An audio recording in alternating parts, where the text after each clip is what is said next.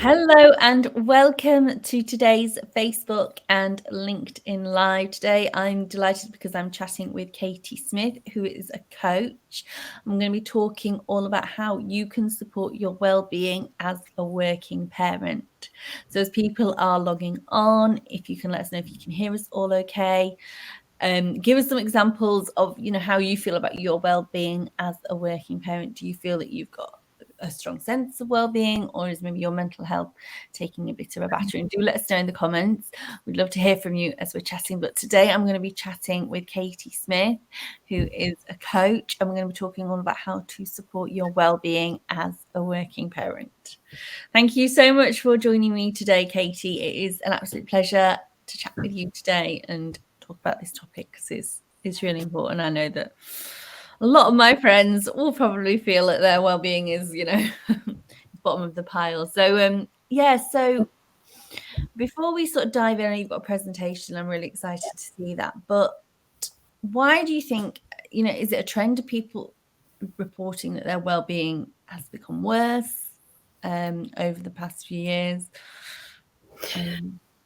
I think I think it's a bit of a mix, really. I think well-being for parents, and especially working mums, has always been something that we haven't put at the top of the list, basically. And I know that you relate to that, Elizabeth. We were just chatting about that. I obviously do as a parent, and all the mums that I talk to and other parents, my clients who are parents as well. It's just something that we sometimes lose. We lose ourselves, and all our needs get put to the bottom of that list. And I think it's always been there. And I think over the last couple of years, I mean, we've had those added stresses, haven't we, with the pandemic, with COVID, and that hasn't helped. That's added to this at that time, and we're slowly, I feel, coming out of that now. And there have been benefits, and I've benefited from that, and I can talk a little bit more about my story. But I'm now flexibly working for myself. I've got my own business, which has really helped with my own well-being, my needs first. So I think good things have come from that, and I think people are it's quite it's more topical, I would say, well-being and mental health since COVID happened in 2020 in the last couple of years. So it's definitely, I think it's more at the fore, and I think people are recognizing that they do need to put themselves first a lot more, especially as busy working parents as well. Absolutely. Do you think though, I agree with you, but there also is a bit of a thing, if people are saying, how's your well-being, you should be putting yourself first, and then you're not, and then you're feeling like you should be putting yourself first, guilty that you're not looking after your mental health and well-being. Sort of a bit of a cycle.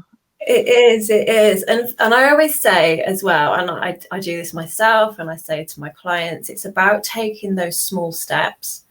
It's always about baby steps, because when we start thinking about that bigger picture, and I should be doing this and I should be doing that. I don't like the word should anyway, because, we don't like should do this, should do that. That's when we can get into an overwhelm, because we're thinking, we should be doing that, and so-and-so's doing it, and that's what I need to be doing. But if we're taking those little steps for ourselves, just baby steps towards our well-being, and it might be something that I do is once I've dropped the kids at school, I go for a little walk before I come back and start work, or I go for a run. And that for me is time that's physical, for my physical health, also for mental. I get to process things, and I often get downloads of ideas as well at that point, and come up with solutions for things. And that's just a little step that you could take, and it doesn't have to be long. It could even be a 5-minute walk, a 10-minute walk, if you could fit it in. And if it doesn't work, then sometime throughout the day. So that's just like one small example of what you could do. Yeah, really. I know, because I think sometimes you think, oh, so and so managing to fit in, a yoga session. I think more celebrities. So you see someone on Instagram, and they're doing meditation and they're making fresh juice for breakfast. And I think, oh gosh. Yeah, you're starting to compare yourself to other people, and then it's a bit of a slippery slope, then, isn't it? Because then you feel worse. Yeah. So it's just, I always say, stay in your own lane and just focus on what brings you joy and what brings you happiness, and what do you enjoy doing as well, and see whether you can fit more of that into your life, just in little bits. Yeah. Interesting. Really interesting. Yeah.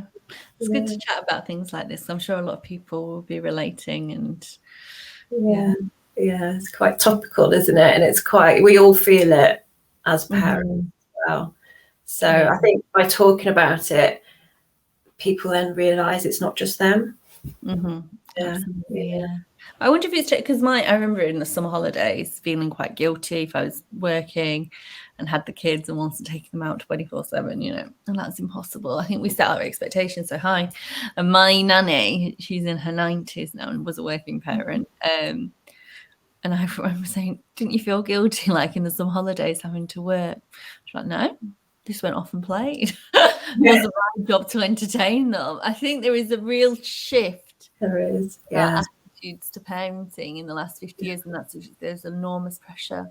Parents to entertain their children. People don't feel comfortable letting their kids play out in the street anymore with other kids in the neighborhood, and they'd have all entertained each other. It is a lot of pressure. No, I agree, and I understand completely everything that you just said there. And I know when I was a child, it would be, okay, go off and play, and I'll see you at lunchtime or tea time, and go and play with your friends down the road. And I think we're just a bit more cautious, aren't we, these days as a society? And we just think about what could go wrong, or that bigger picture thing, which sort of unnerves us, and we want to protect our children, don't we? Yeah, I mean, I get it, but it's hard. It's a lot of pressure then that maybe previous generations didn't have, when they could rely, on other friends' children, I guess, to entertain your kids. Definitely.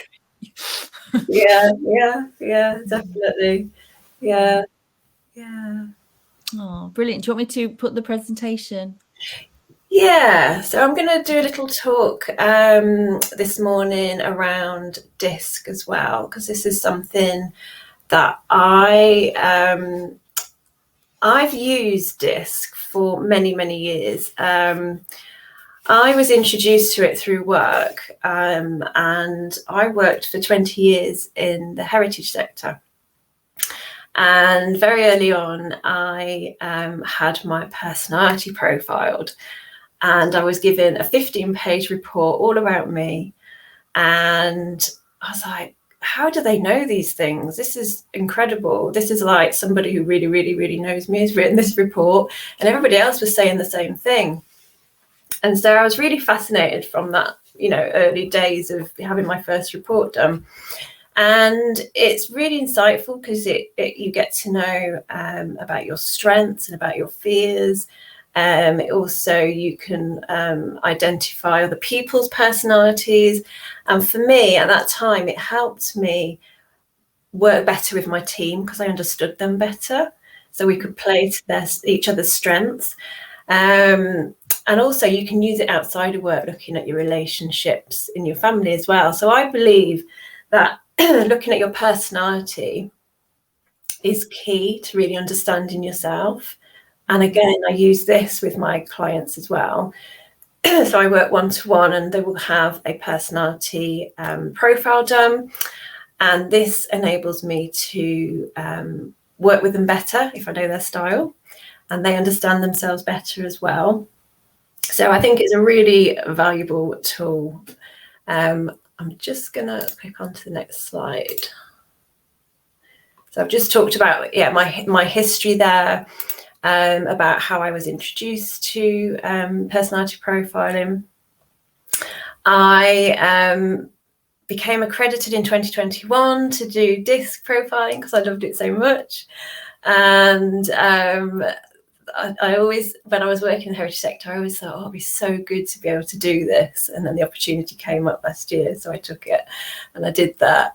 I'm also mum to two adoptive boys, who are gorgeous. And I do specialise in supporting adoptive parents with wellbeing as well, because our needs can be a bit different at times. That's like a whole different topic actually to go into, which I'm not going to do today, but I do specialise in supporting adoptive parents. And as you said, I am a personal development coach as well. So today I'm going to talk through in this presentation what is personality profiling using this system, the different types of the profile so you can spot yours, understanding yourself on what makes you tick, and how you can use this to understand your life choices really, and also how you can use DISC to improve relationships as well. So I just touched upon that a minute ago. So what is it? What is DISC? So DISC is an acronym really, and it stands for 4 personality types called dominance, influence, steadiness, and compliance, or some people call it conscientiousness. And it was somebody in the 1920s called William Marston, who was a psychologist, who invented Wonder Woman, and he also invented the lie detector as well. And he first identified this concept. And he looked at normal people, and by normal he meant like typical people, and their emotions and their behaviours. And it wasn't until the 1950s when another psychologist called Walter Clark constructed an assessment which confirmed his theory. And this is the basis of what modern day DISC is all about. So it's a psychometric test. It's affected by our environment. And we adapt our behaviours to what's expected in any given environment. So that could be like a work environment or like a home environment. And when I ask my clients to do the assessment, they get a more detailed 15-page report, as I said. I'll ask them to think about their environment that they're taking the assessment in, so they can answer the questions with that in mind. So whether they're thinking about a work environment, or whether they're thinking about their parenting role, for example. And we all have a natural preference as well, and it doesn't change much. It can change a little bit, but generally it tends to stay the same. Oh, what do you mean? We have a natural, so we will all either be a D, an I, an S, or a C. Yeah, and we're usually a blend as well. We're never usually just all one type. So there's 41 different blends as well. So by doing the full report, you get to know what you are of those blends. But I do have like a freebie that I can put a link to, where you can get a top level idea of what you are, if you'd like to know. So I can put that in at the end. So you top level, you might come out more as a D, or more of an I, or more of an S. And would somebody maybe be an I at work and an S at home, or do you tend to be the same? That's a good question, because you can be different at home as you might be at work. And you might, just thinking about my profile, so I was a mixture, or I'm a mixture of SIC, and my D is quite low. So, but then when you go into a different environment, depending on who you're with and what the situation is, you might bring up more of that D for that given situation. It's not that you can't do that. It's just, it's not your preference to use it all the time. Does that make sense? Yeah. It doesn't pigeonhole you either. So I need to sort of clarify that. It's just a basis to understand yourself better. And as I was saying, everyone has different intensities of those 4 types as well. So someone might be quite high D, or someone might be quite low D. So it all depends on how you come out in the assessment. And it all depends on that environment, and as I said, you'll naturally have a preference which would show up in your assessment as well. So this is the behavioural model that I was talking about, with the 4 areas. So I'll run through these, Elizabeth. So typically, if you are at the top half of the model, so say you came out as a D, for example, this is somebody who is quite task orientated, likes to work at a faster pace, and some of the words here, if people watching might recognise themselves in some of these words. So if you're a D, you're probably going to be more dominant. You can be quite demanding at times, perhaps. You're a doer. You can be quite direct in your communication with others. You're determined to see things through, and you're quite decisive as well. So you are more on that outgoing, but you're quite task orientated.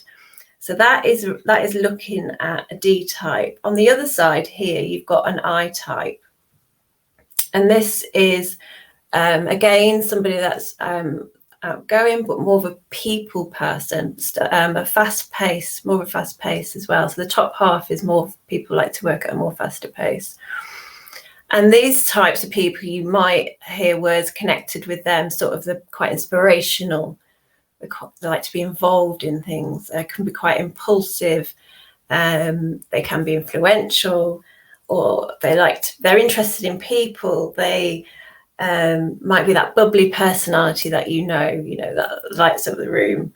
So it's that. And as you sort of recognize these phrases, for me anyway, people pop into my head, and I think, oh, they're probably this type of person.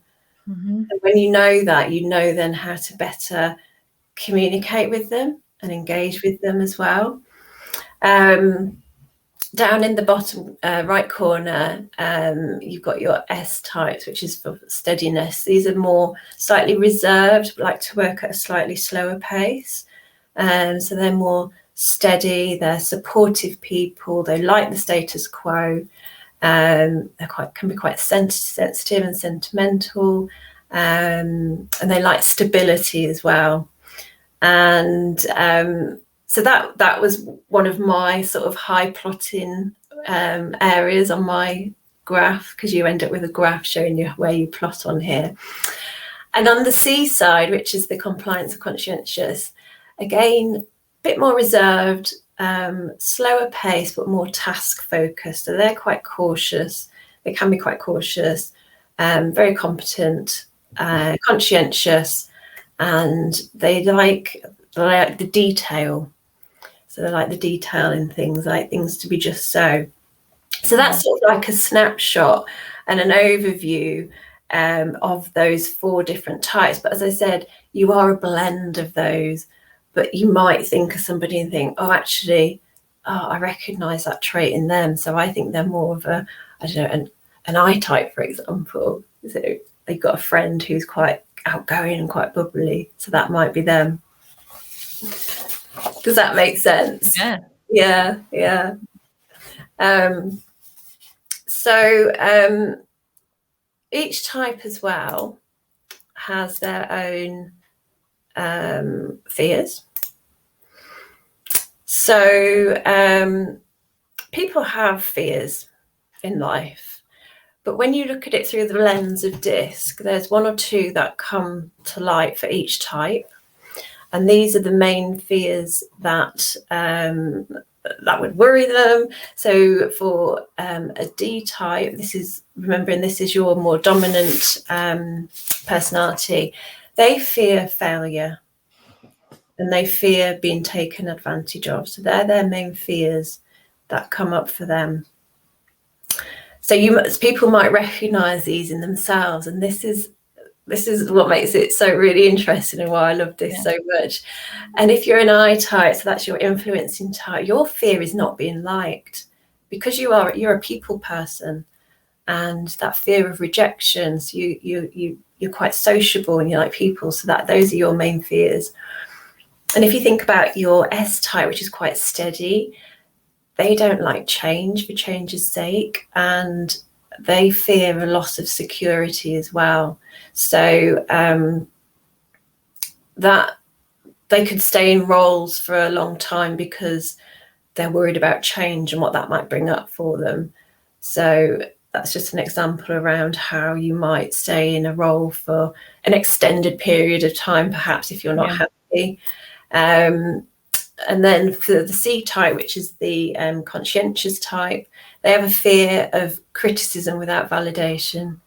So they don't like, for example, they don't like their work being criticised if it's not, it's not validated. It's just sort of, not backed up, and they fear conflict as well. So they're some of the main fears that come. I guess if you're a parent and you're maybe a C type, you might fear those things not just for you but for your children. Would that be right? Yeah. So you might worry that your child is going to be criticised without validation, or your child will be involved in a conflict. I don't know. Because your children, because there could be different types to you as well. Yeah, but you project your fears. You can do, yeah. And I think you're right there, because that's happened a little bit in our family with my husband. He has a fear. I mean, it's not connected to this in the same way, but he has a fear of heights, for example, and that's projected onto the children. So in the same way, you could project these fears onto the children as well. Yeah. So it's having that awareness, isn't it? Yeah, because you often see if parents, I've got dogs, so sometimes you see walking along, and if a parent's frightened of the dog, you can see the little children are frightened. I mean, he's only a Labradoodle, but and obviously that parent has projected that fear. Yeah, definitely, completely. And talking about dogs, my eldest was scared of dogs, and he projected that actually onto my youngest. Yeah. So he is now. Yeah, it's just we're very influenced, aren't we, by others? We are, yeah, definitely. But each type also has motivators. So the key motivators that come up for the different types are, if you recognise in yourself or somebody you know as a dominant type, they're motivated by challenge, and they're motivated by getting results. That's what really gets them through the day and through, that's their motivation in life. For the influential types, they're motivated by fun and praise. They're your people persons. Your S type is motivated by helping others and security. So, for example, with that one, helping others, when I was in my last role, I knew deep down that I wanted to do something that was helping others. I didn't know what it was to start with, so that really resonates with me. Main motivator for a C type is about completing those tasks to high standards as well. I don't know if anyone comes to mind. There was somebody within my team who was very much a C type, and she always made sure all the I's were dotted and the T's were crossed, and you could rely on her to proofread and make sure things were done in that way. So everybody has those motivators. I'm going to move on to examples here, Elizabeth. This is quite fun, I thought, because there's examples of famous DISC types. So we've got Margaret Thatcher here on the left, who was the Prime Minister between 1979 and 1990. Out of curiosity, what type do you think she is? I would say a D type. Yes, yeah, very much so. Yeah, it's a very dominant, she's quite decisive and a doer, wasn't she? And whatever we thought of her, she did work hard. I don't think she hardly ever slept, did she, till she got the job done, from what I've read and heard about her. And then we've got here on the right, we've got Albert Einstein, who devised the theory of relativity. What would you say he was? What was the one with the where they're quite detail orientated. The Right, that's assuming a scientist. Right. Yeah, exactly. So accuracy, task orientated, cautious, quite logical, very logical. So yeah, so we have the different types. I've got a couple more actually. What about Oprah? She's obviously, we know Oprah. Yeah, an I. Yeah, definitely encouraging. She's a storyteller, isn't she? Talkative, good host. And they've got Princess Di there on the right. What would you say she was? I think she's a tricky one because she seemed to change. Like when she obviously first joined the royal family, I mean, you know, as a traveller, like looking back, she seems quite shy. Initially, she was quite shy, but then her confidence grew, and actually, she became more of a rebel. Yeah, I mean, you know, looking at her, yeah, she was. I would put her as an S type. So she was came across as quite calm and quite patient and trustworthy and quite sympathetic and empathetic, I would say, as well. And the work that she did and seeked harmony as well. But I get what you're saying, and I think that's another layer, isn't it? That confidence building, because like I was saying at the beginning, these don't pigeonhole you, and you can always build on that confidence but maintain those traits underneath. So it's not, oh, I'm this and I'm always going to be this. You can still and always build on your confidence to take those steps forward in life to what you want to do.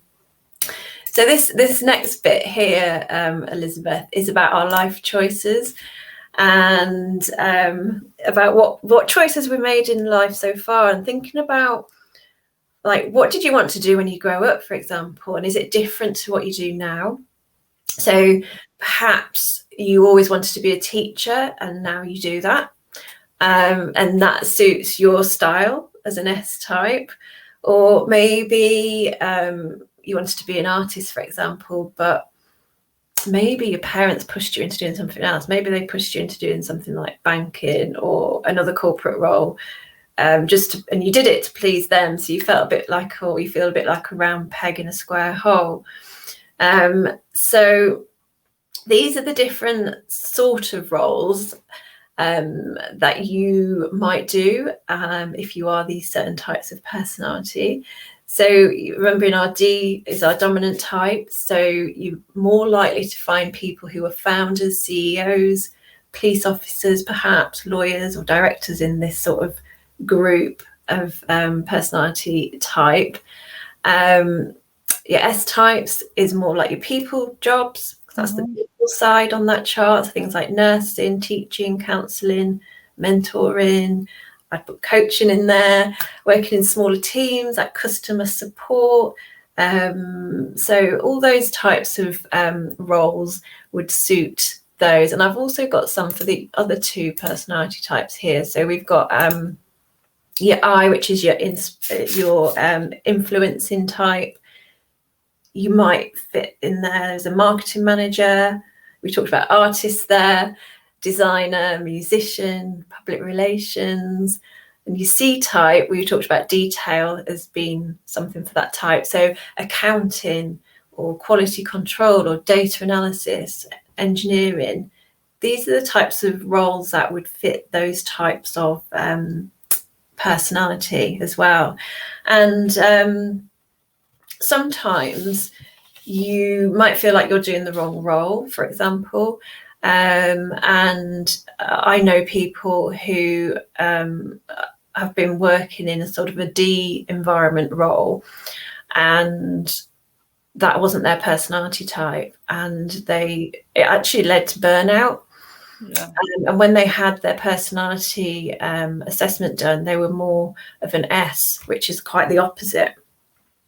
So they naturally would work at a slower pace, but in this role, which was more of a D type role, it was more fast paced, and which wasn't their natural tendency. So that's what can happen. It could lead to burnout. And also with the D types, they are the people. If you are a D type, you are the type of person that, because you're always doing and you're always striving and achieving, you are likely to more burn out as that type of personality as well. I just give you a little example. I did a stint as a police officer, as a special constable a few years ago, because I'd always been at the back of my mind, I wonder if that's what I want to do. So I did it. And as you saw there, it was more of a D-type personality. And I didn't do it for very long because I realised I was too nice. Yeah, you think of police officers quite caring, really, but actually no. There was a lot of that's what I imagined it would have been, but in my experience, it was it wasn't what I thought it was going to be. Put it that way. So, but it was good to experience it anyway. Absolutely. Yeah. And then I'm just going to move on to this one. So you can use DISC, as I said previously, and look at it within a family environment or a work environment as well. So when you know your personality and you get familiar with the different types, you can start recognizing traits and behaviors in other people.